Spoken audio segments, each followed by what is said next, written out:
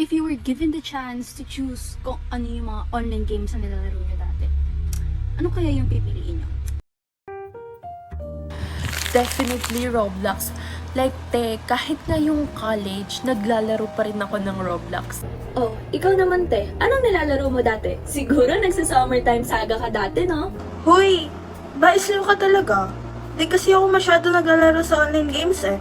Mga traditional ako like Pico, Tumbang Preso, basta ganun. Ay tarayo, very fun ng childhood ni sister.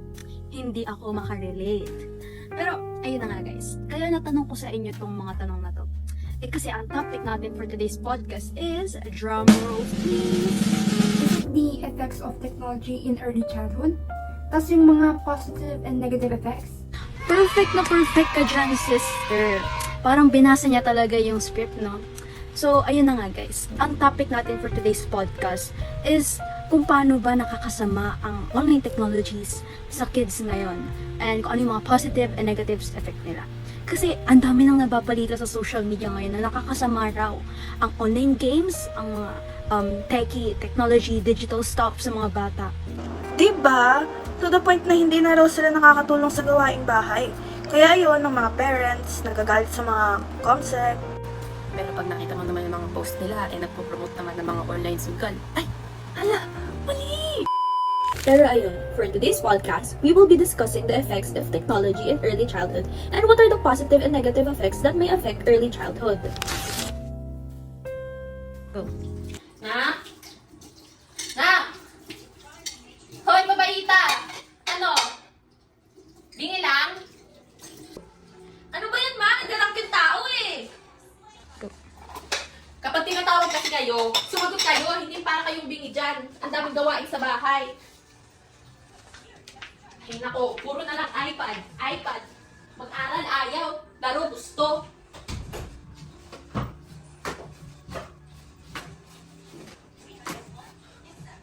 Ano, ganyan ka na lang dyan? Pinapapala ka ba dyan? Ha? Pinag-aaral kita ang mahal ng tuition mo ah. Mamaya na ma. Anong mamaya na? May natutulong ka na ba sa bahay ha? Malaki ka na? Diyos ko. Inis. Ano na? Gusto kitang utusan na rin na ka pa. Puro na lang laro. Ay, nako. Kapag labanan nakakapagod na, puro na lang kayo laro. Ano bang ginagawa ng laro sa inyo, ha? Wala. Kung pasok na yun sa utak ninyo, nababaliw na kayo. Puro na lang kayong laro. Puro email, Roblox. Oo na ma, gagawin na mamaya. Paano pag nawala ako? Oh, wala nang mag-aasikaso sa inyo. Gusto tong mga batang to. Ayun, very soapy pa yung mga atake nila. So ayun na nga.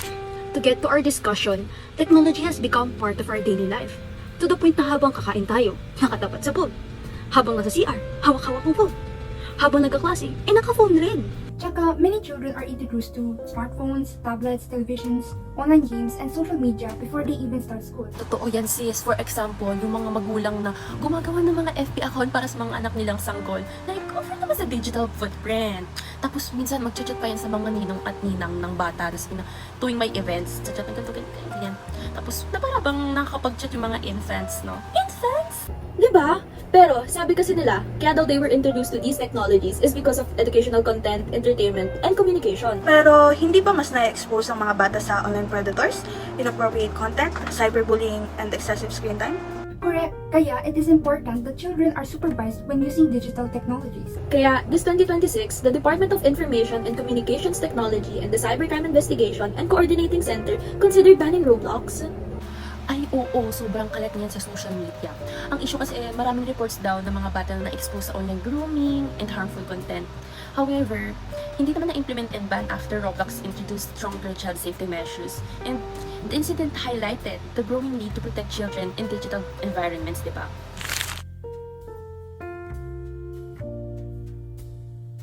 Ayun na nga guys, now that alam na natin ang context ng issue, we will analyze it together so that we can understand it better. So Dana, Iya, and Denise, take it away! Hi guys! This is Dana! This is Iya. This is Denise. So, ang pag-uusapan naman natin for today's video is on how to better understand the issue. Iko-connect natin ang analysis na ito into two parts. First is the philosophical and the second one is the psychosocial. So, for philosophical, we will connect this to Aristotle's virtue ethics. Pero first, what is virtue ethics? Virtue and ethics are moral characters that we develop through repeated actions and habits. So, ang atake dito kung ano yung mga habits and actions na natutunan mo over time, yun ang nagde-determine ng moral character mo. Boga, di ba? Over na over sa bongga. Tsaka alam nyo ba, ni-research ko to kanina bago tayo magsimula ng podcast. Para sa podcast talaga to. Sabi dito, according to Panchetti Madan and Ranganathan 2023, virtues such as self-control, responsibility, honesty, empathy, and wisdom are developed by consistently making good choices. From this perspective, technology itself is morally neutral. Its impact depends on how it is used. Kaya, it also has its positive and negative side. Let's start with the positive. When technology is used appropriately and with parental guidance, it can contribute positively to children's intellectual and moral development. Correct. Kasi according to Panchetti Madan and Ranganathan 2023, educational technology improves children's cognitive development, language, literacy skills, creativity, communication, problem-solving activities, and digital literacy. Kasi these experiences encourage curiosity and lifelong learning, which are essential virtues in Aristotle's philosophy. Oo sis, tumpak yung mga sinasabi nyo. And tsaka to add na rin, UNICEF 2025 emphasizes that children who has access to safe, high-quality digital experiences develop stronger digital skills that prepare them for future education and participation in society. However, kung may mga positive effects tayo, meron ding mga negative effects. To argue our claim, Aristotle would argue that excessive technology use can weaken character development because children have fewer opportunities to practice virtues through real-life experiences.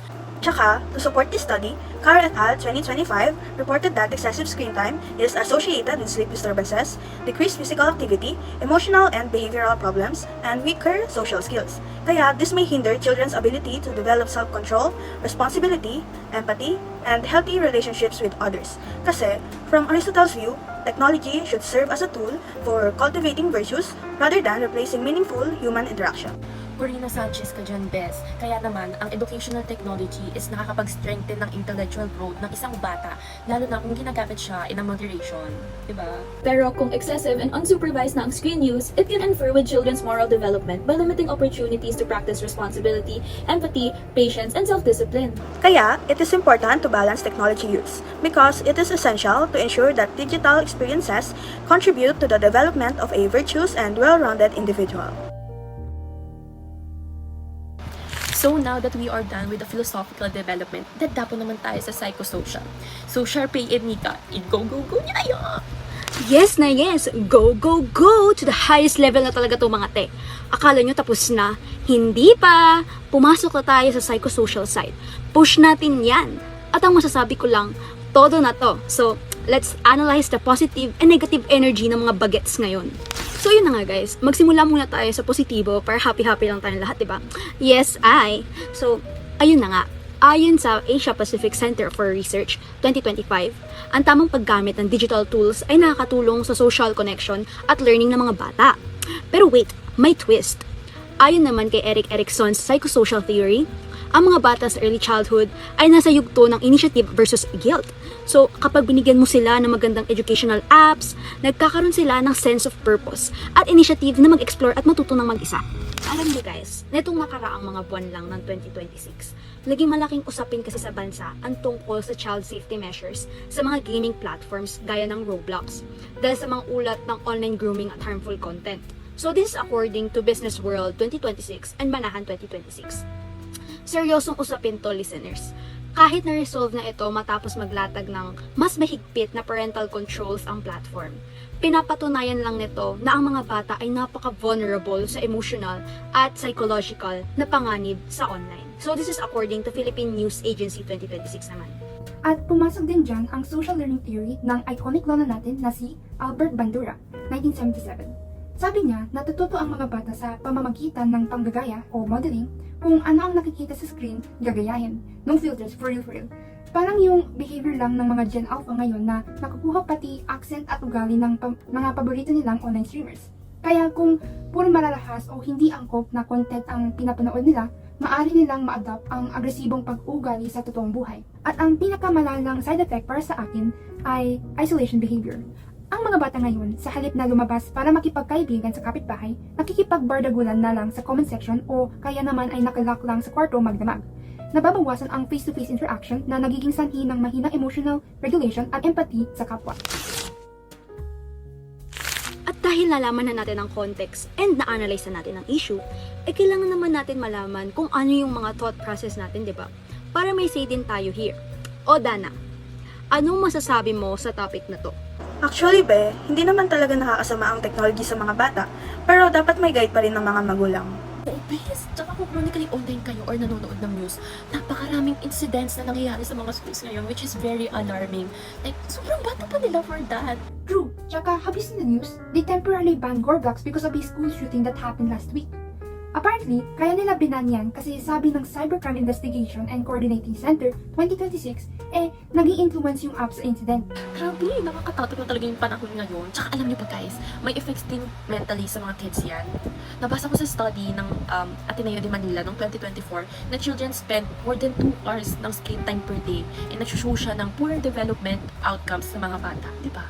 Tsaka sabi rin ng Philippine Institute for Development Studies 2023 na 40% of Filipino children aged 3 to 4 years old were enrolled in pre-kindergarten, emphasizing that early childhood is a critical period for brain development and that quality education experiences, including appropriate technology use, are essential for children's growth.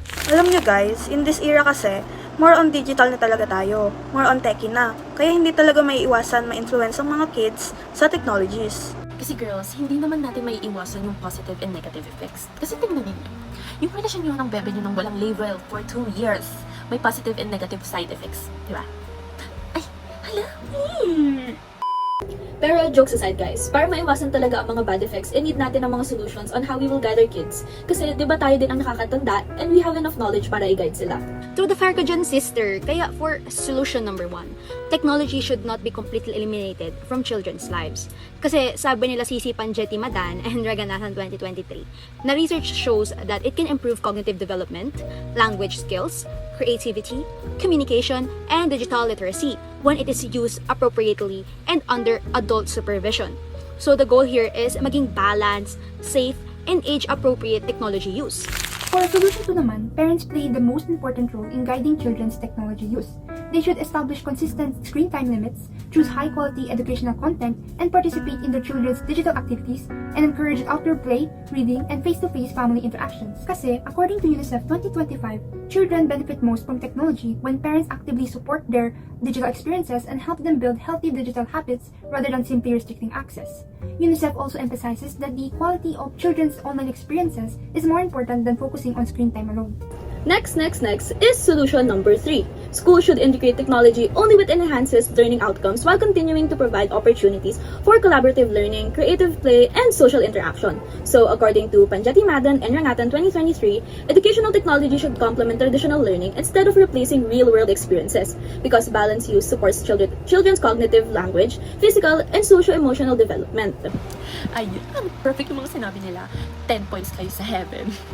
Kaya naman for solution 4, ang mga technology companies ay mayroong responsibility to create safer online environments for children by strengthening their parental controls, improving content moderation, and implementing stronger child protection measures, di ba? And lastly, for our solution 5, government agencies should continue implementing child online protection policies while working closely with schools, parents, and technology companies.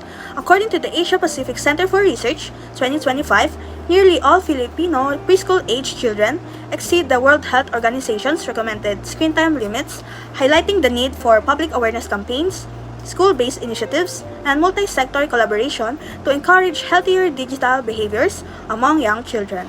So guys, walang winner for the day and pinaparating naman natin here ay walang masamang gumamit ng technology sa mga kids. Kasi may good effects din naman yan sa kanila. Pero dapat tayong nakakatanda, we should guide them. Kasi we should guide the younger generation kasi we have the knowledge when it comes to this matter. At dahil dyan, dito na nagtatapos ang ating podcast. So, we hope that you learned something from our kulitan. Pero kung wala, ay maghanda ka. Makikita mo kayo mamaya nakatayo sa paanan ng kama mo. Ala, mali! Mali yun! So, that's it, Pansit. Thank you for listening, guys. Magbabalik kami next week para sa panibagong tea na kumukulo here sa Philippines. Bye, guys!